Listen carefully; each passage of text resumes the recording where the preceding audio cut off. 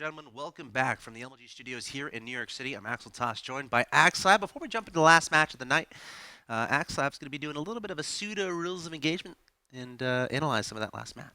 We're just going to cover the last minutes really quickly until the next match is ready. So it's going to be the last couple minutes of that last game. And if you guys are just joining us, every series today has been amazing. Go check them out, youtube.com/official MLGSC2. Ryung took out Polt, and then he took down Alive. And this is Game 3 between Ryung and Alive, the last few minutes. And one thing to notice here is, first of all, this Widow Mine is still alive. This guy was like the first Widow Mine produced, and like the 5 or 6, no, probably like 7-minute mark, whatever it was.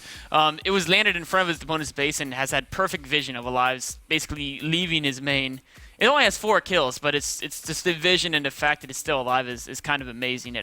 The map control it's given Ryung as far as knowing Alive's been on the defensive for the entire game is really, really huge. The other thing you notice, Ryung, of course, is on 4 bases. Alive has been really trying to hit the Hellbat drops on his 3rd base. And so what's really cool is the defensive setup by Ryung. It's not only good enough that, you know, the medevac makes it a one-way trip, but he's also been careful not to put too many SCVs on the space, because if you saturate the space fully, of course, even though the medevac and Hellbats are going to die, if they get, 10, 12 SCV kills, it's still worth it. So it's not that he doesn't have a lot of SCVs, and it's not that his other bases are oversaturated. It's that 71 SCVs is kind of where he wants to be at to have the army size he wants. And he can spread them among these other bases, right? He has the right amount of SCVs here, a good amount here, and a good amount here. So just going a little bit light on the most vulnerable base to the Hellbat drops. A really, really cool play from Ryung here. But what I really want to talk about is this position right now. Ryung's winning, yes. But this is really a position where Alive can easily make a comeback. He's almost maxed out with mech. If he can push out, establish a 4th base, they're both maxed out. Ryung with a little bit more money in the bank, but it's going to come down to engagements, and that can go either way. We saw it.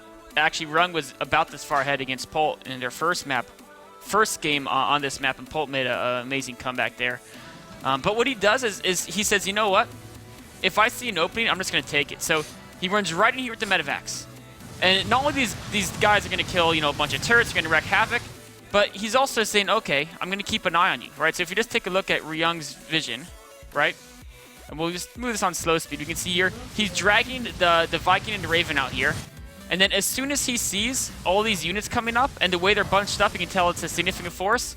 What he does is he says, okay, my opponent's going to scan. I can now load up more medevacs, because he's scanned, right? So he doesn't want to unsiege because his opponent's scanned.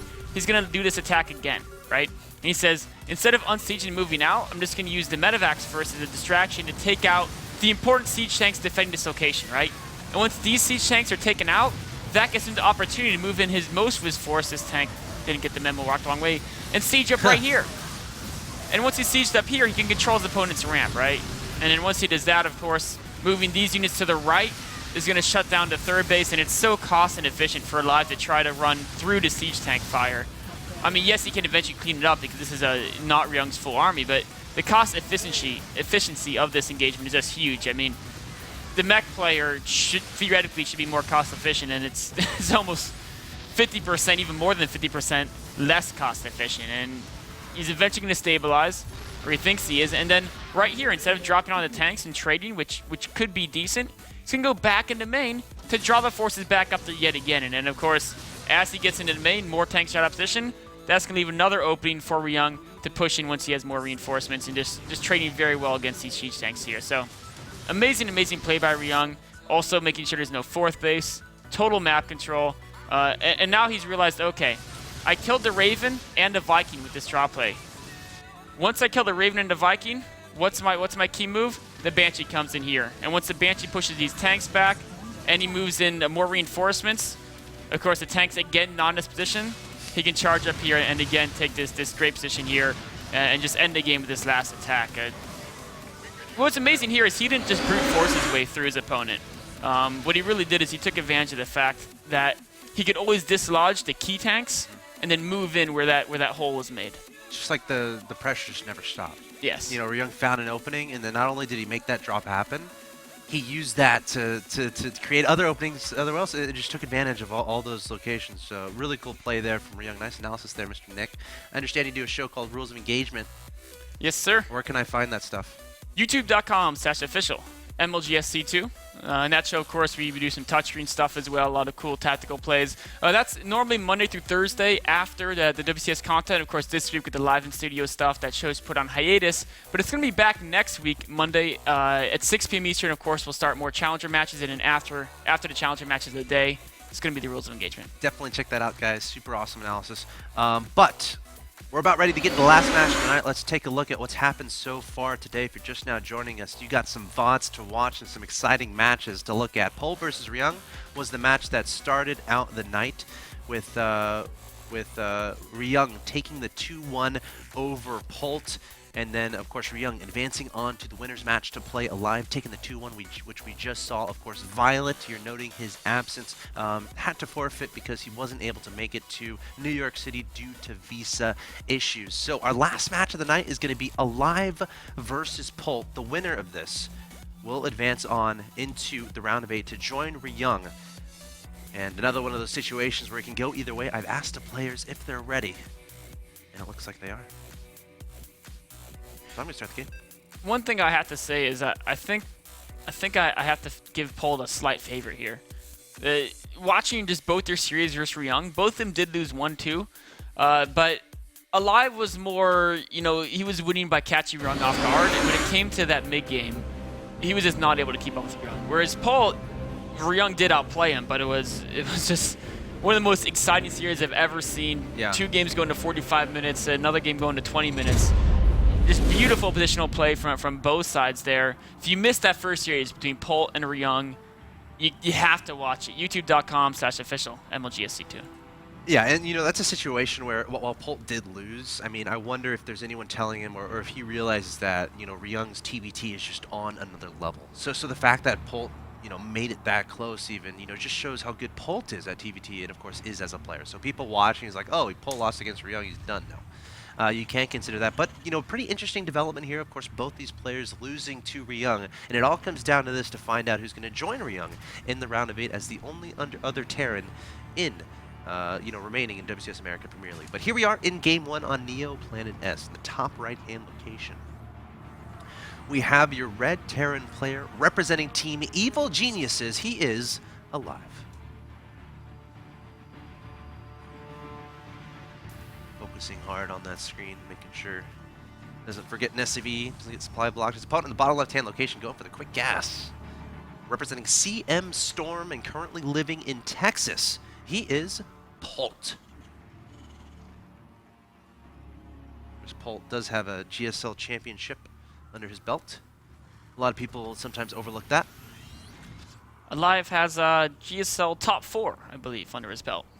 I think he made top 4 once. Maybe it was top 8. Yes, I know he won IPL 4. Yes, he did. So every player in this group actually is insanely accomplished. Yeah. I mean, Ryung, I think Ryung's the guy who's been in like 6 seasons of GSL Code S and has made top 4 before top 8. Like Ryung is one of the most stable GSL Code S players ever, as far as just consistency. He might be the most stable in GSL. And like you said, Polt's won the GSL Live, has won IPL 4 and plays highly as well. So. All these guys, just the talent in WCS America is absolutely insane. What we're seeing here, we saw Polt go for a gas first build, whereas Alive looks to be doing, he went barracks and then gas, but his gas wasn't a delayed gas. Like he basically got the gas as soon as he could without cutting SV production. So it looks like it's not going to be that reactor command center build. He's just teching as well, just a little bit later tech than Polt because he didn't get the gas first. Alive scouting around his opponent's main base, going to be identifying exactly what's happening, sees the speed of his opponent's factory, and of course gas. Second gas is taken here, and the SCV's going to spot that as well. The Marine was supposed to kill that SCV that wasn't supposed to be seen necessarily. Oh, then the SCV dies. What a hero. First blood. And look, he cancels the gas. Polt. He built that intentionally just to fake him out. Yeah. So he let that SCV go. He didn't want the SCV to die, though. No. Or did he? No, he didn't. Yeah. Maybe he didn't like it. He's like... It's one of those jobs where like it was designed to be a fake, and the SCV of course had to be killed so he wouldn't tell that the building was never finished. Okay. Yeah. That makes more sense. Thank you for clearing it up for me, Nick. Yeah. Like when the military does those secret projects, they have to kill the scientists. I don't know anything about those. Yeah. No knowledge, of course. So Alive is going to expand. And he's going to, you know, assume he's got, well, he's probably going to know he's got a faster expansion than his opponent, but he's going to think it's by more than it really is, because Polt's command center should be coming along fairly soon because he did cancel that second gas. Yes. So it's not going to be as far behind economically as Alive might like. And he still, of course, wants to get something done with this drop play. It's going to be Widowmine, maybe some Marines in the drop. And we'll see what he can get done. Yeah, of course, it's not as committed as it could be if he had taken that second gas. Of course, Alive doesn't necessarily know this. So, you know, we'll have to see what kind of adjustments Alive decides to make. Putting down his command center, adding on his second gas. Looks like he's going, obviously, go for that starport of his own, adding on a Widowmine. So he might decide to do some delayed Widowmine Marine dropping of his own. But Polt is the guy who's going to be first off. And the Hellion doesn't see the... It does. Oh, wow. Yeah, so he knows that gas was canceled now. Yep. Hellion trying to kill Depot does take a little while. It's kind of weird that killing a building is very difficult with a flamethrower. I mean, I guess it's a steel building, not a wooden. Yes. No That makes more flammable. sense. Yeah. Just Very smart by Terran Race. advanced infrastructure the Terran Race has. So here's a dropship coming in here. Of course, it is going to be spotted. The Marines are there, but can it get a Widowmine out and burrowed in time? It's going to try it. Oh, no way. It's dead. Worthy Well, attempt. Alive doing a good job so far. Yeah. Medevac doing pretty much nothing. Ooh, an armory. Placed down immediately. So we're going to see some Hellbat drops attempted. I'm a little curious as to why normally they put a Widow... Okay, there, he's going back to natural to put a Widowmine in the natural of his opponent. That's always a good move. Like, if you're going Widowmine drop, why not just throw one there? It's really annoying for your opponent to have to clear that up. Hellion from Alive actually getting taken out by 3 Marines there from Polt. A little bit of miscontrol there from... That's poor Marine. Yep. Man, drawing straws to see who takes the Widowmine hit is just... It's a tough... a dangerous game. Yeah. It's not the type of game of I don't know. Do you think they play rock, paper, scissors? Could figure it out. Could be. Yeah. Maybe they flip coins. We'll have to see. Finally take it out. Oh, and he's doing the same thing. You get no reason not to. Yeah, if you're already making the Widowmines, just always throw one at your opponent's natural. It's never a bad idea. Worst that happens is, I guess the very worst is they built a Raven anyway, and then they also have a siege tank, so they can. I mean, even if they have a Raven, if they have a Marine too, the Marine has to. You know, Marines have to get in range so they can shoot it. Oh, is he gonna do the trick thing? Taking a casualty. He could kill this without a scan. This is really like even worse. Okay, I thought he was gonna like put a Marine there and attack. We saw. Okay, would you rather be the Marine that goes and takes a shot of a Widowmine, or be the Marine that goes and stands over the Widowmine while your own siege tank attacks you? Well, you have a medevac with you, so you don't die. Oh, hopefully. good point. Yeah, hopefully you don't die if you have a medevac there. Still though, you're getting hit by a tank. Come on. I I mean, sure you get healed, but the pain is still there when you lose like half your HP. That's almost worse, actually. Yeah, come on, man. Because you're gonna get hit like 4 times before the Widowmine dies, and then each time you're like, ouch, stop that. They're like, no, it's for the good of your country. Just take it. Unless you replace the Marine each time. Hold on, Hellbat drop going straight into the natural expansion. SCVs are vulnerable. Polt is going to try to run them away, but a lot of damage already being done here by Alive. Yeah, you know, Hellbats are really good. Yes. You won't find me disagreeing. No, he's thought about moving him over those existing SCVs. And meanwhile... Oh, losing one. Yeah. It's a little bit sloppy. He really should have just backed away at that point. Polt with the medevac drop of his own, but he forgot to put units in it. Yeah, he's going to return home. Yeah. So we see here Alive going for mech again. And I kind of like that decision against Polt. Polt is, like, Polt's control in bio versus bio is almost unparalleled. Like, we saw that especially in the first map against Ryung. Ryung was so far ahead economically. Ryung really controlled the map so well, but when it comes into Marine tank battles, Polt's like, no, I'm just going to micro the Marines. Like, who says you can't micro Marines in Marine tank versus Marine tank? No, I'm going to always, you know, get the perfect concaves. I'm going to run forward small squads so the splash is reduced, snipe off the tanks, focus fire them during the battle. Everything is so good with his control that going bio mirror versus him is a very tough proposition. So I kind of like Alive's choice to go mech. Hellbat drop heading into the main base here of Polt. Also Widowmine taking care of that Marine at the 3rd base of Alive. Turret just now finishing, and there are 3 Marines and 2 Marauders there, so that's not going to do much. But yeah, we're going to see a situation where it's going to be mech versus bio at this point in time. You know, these guys are so good at defending drop play. Like, wasn't it? I mean, even just last week, I've seen so many games where it's just like Hellbat drops are killing everything, and then it's just like this crazy game. But both Ryung and Polt, when Revival's been trying these, have just been like, no, I'm just gonna make a perfect defense, and then you're not gonna hurt me. And it's just the way players are getting better and better at the game is amazing, because early on in Heart of the Swarm, it was like, well, you can't stop Hellbats, so just make him yourself and do a crazy game.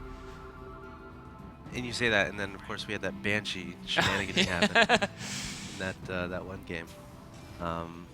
It's all about finding those holes. It's all about trying to find those areas where you can get in and get some damage done. But again, time and time again, all these players showing that they're good at covering those bases.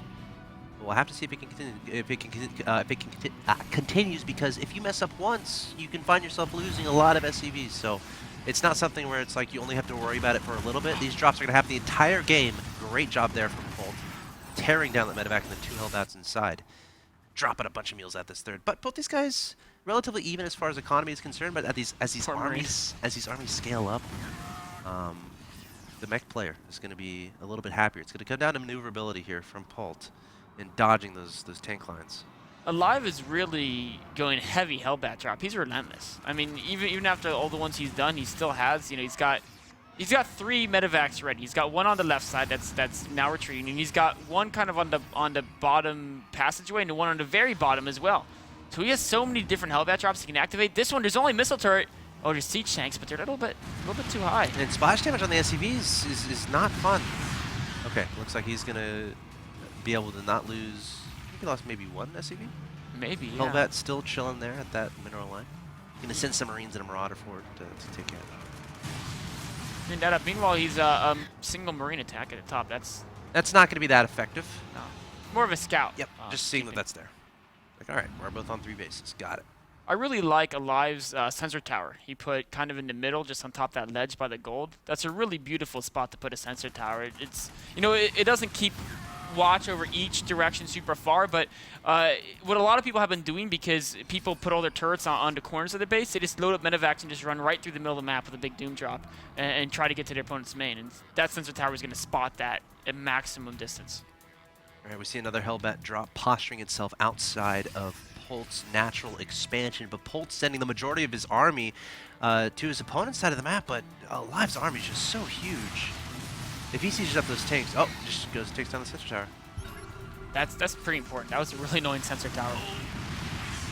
Yep. Marauder body just went absolutely flying. Yeah. Drops being activated here by the natural. Turret is there, but nothing much else in the form of defenses on the ground. Wow, Hellbat's getting a lot of kills on these SCVs. Polt finally going to move those guys away. Again, Alive so relentless with these drops. We'll have to see if Polt decides to add additional defenses there, so we can deal with those a little bit easier. Meanwhile, Alive sending his army down the middle right-hand side of the map here. Polt has got to see this. If these siege tanks get set up in a position... Oh, he has his own tanks there. Oh, yeah, he does. So he should be okay. Oh, but the Hellbats could drop right on top of the tanks. He's thinking about it. No, he's deciding the Marines are too close that we get there in time to support them. Love to see a turret near those tanks, or at least a squadron of Marines, to make sure that that drop threat isn't as terrifying as it could be. Sensor tower being built to keep track of Alive's army as it's posturing on the right side. Oh, but if I getting caught off guard, the Marines trying to get in range. But I mean, the turret's it's just trapped, gonna, yeah. Well, it's found a spot where it's safe until a Viking comes. Yeah. You just leave 1 Marine there on the left side to totally trap that. But instead, he's worried about the army coming out. Oh, Polt has to be careful. Sending a lot of Marines and Marauders forward, gonna back away. Of course, this is an army you can definitely run from. Setting up a concave here. Ooh, very tense moments here. A little bit of a standoff. The air control goes to Alive, so that's going to really help him in the tank wars, that his opponent's got to scan to keep track of him, whereas he can use the Vikings to keep poking in. Also, kind of setting up a position on this 4th base. But he might back up here. Yeah, looks like he will. Trying to secure the space in the middle right as well. 1 Marine is there, able to scout that out. And Polt sending a squadron of Marines and Marauders. This is what we talked about, just the maneuverability of Polt's bio compared to his opponent's tank army. And there's not much here to defend. He's going to immediately cancel, lift off, and get out of there. 2 Hellbats going to get toasted. But this drop... Got to be careful with the Vikings.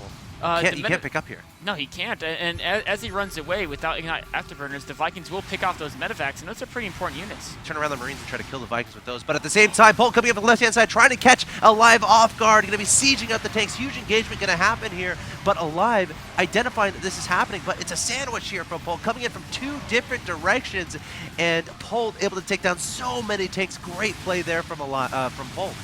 absolutely beautiful engagement there. That army on the right side, that was bait. It was, you know, he was fishing there. He dangled out this army. When Alive tried to corner coming in from two sides, he just immediately turned around, and he was the one who actually got the 2-on-1 with both his armies converging on one of Alive's. Yeah, I was scared for Polt there. Here comes the drop into the natural expansion.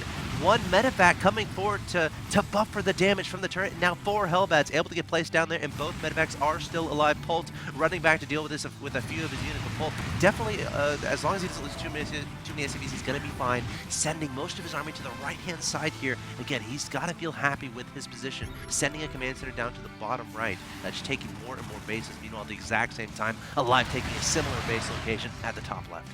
Both these players really realizing that, you know, Polt controls the bottom half of the map and Alive the top. So instead of expanding to the location that's kind of near their natural, they're going towards the direction that they have map control over.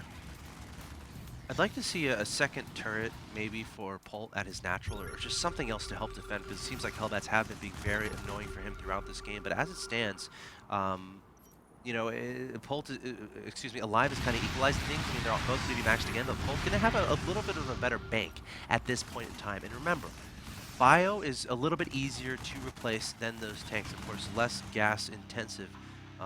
So as long, again, Polt going for those cost-efficient engagements, doesn't want to let his opponent's tank count get too out of control. Oh, that top left base is going to go down. He's scanning. He sees Alive actually only has 5 tanks there. Most of his army is going to the top left. Yeah, and Polt gonna get cleaned up over here on the top left. Is Polt gonna? I feel like he could. Command center in the top left. So.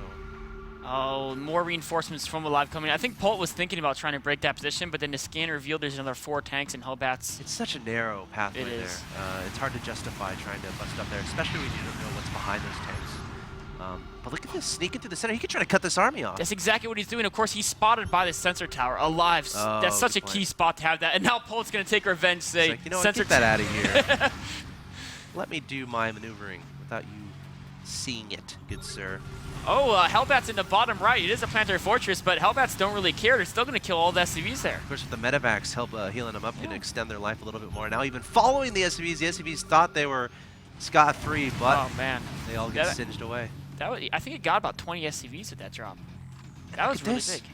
Alive's huge army is advancing on the left-hand side. He doesn't care that there's 5 tanks there, charging forward, sieging up every single tank. A massive tank count here from Alive, and he's way up in supply, 199 to 154. Keep in mind, Polt has like 8 tanks and half of his army here at the bottom right, so he's unprepared for this. Also a Hellbat drop at the 3rd base of Polt, killing more SCVs. Alive is everywhere.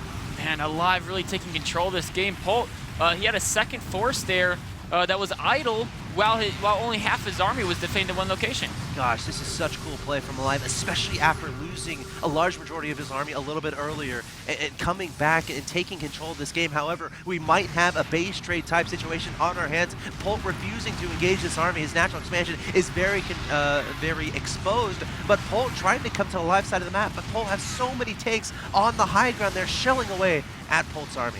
Oh, Alive with a great defense of his main base. Of course, his 3rd base is going to be taken out, but if he can hold the main, that's really the most important aspect right here. Yeah, and the question is, can Polt hold his main? Again, this is kind of a deja vu situation we saw between DeMuslim and Maker, where DeMuslim was the guy in Polt's situation. He denied his opponent's 3rd, and Maker was the guy going straight for his opponent's main base. However, Alive also attacking his opponent's 3rd, and that's getting completely shut down. So every single one of Polt's bases is very vulnerable right now, while Alive maintains control of both his main and his natural expansion.